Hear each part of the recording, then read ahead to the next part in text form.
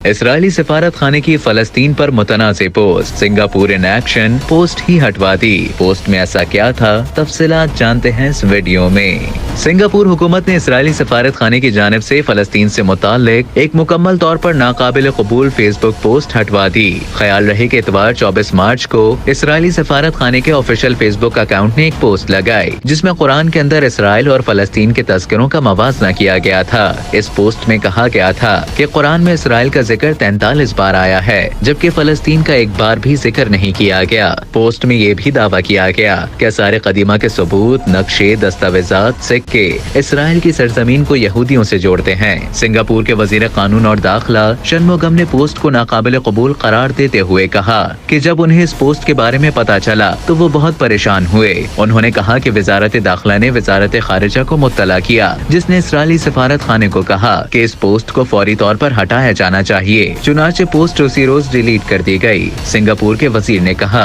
कि ये पोस्ट कई तरह से गलत थी। सबसे पहले ये गैर हसास और नामुनासिब है। उन्होंने मजीद कहा कि इससे सिंगापुर में हमारी सिक्योरिटी, सलामती और हम आहंगी को नुकसान पहुँचने का खतरा है। इस बात की निशानदेही करते हुए कि सिंगापुर में यहूदियों को अपनी हिफाजत और सलामती पर बहुत तशवीश है, उन्होंने कहा कि इस तरह की पोस्ट कशीदगी को भड़का सकती हैं और यहाँ यहूदी बिरादरी को खतरे में डाल सकती हैं। वजीर कानून ने कहा कि पोस्ट से गुस्सा मुमकिन तौर पर मुल्क में फैल सकता है। शनमुगम ने कहा कि सिंगापुर की हुकूमत ने फेसबुक पोस्ट से मुतालिक इसराइली सफारत खाने को बहुत वाज़ेह तौर पर अपने ख्यालात से आगाह किया है। उन्होंने कहा कि सियासी नुक्ता नजर पेश करने के लिए मुंतखब तौर पर मजहबी किताबों की तरफ इशारा करना गलत है। मौजूदा सूरत हाल में इसराइली सफारत खाने का इस मकसद के लिए कुरान का इस्तेमाल इससे भी बदतर बात है। उन्होंने इस पोस्ट को तारीख दोबारा लिखने की हैरान कुन कोशिश भी करार दिया।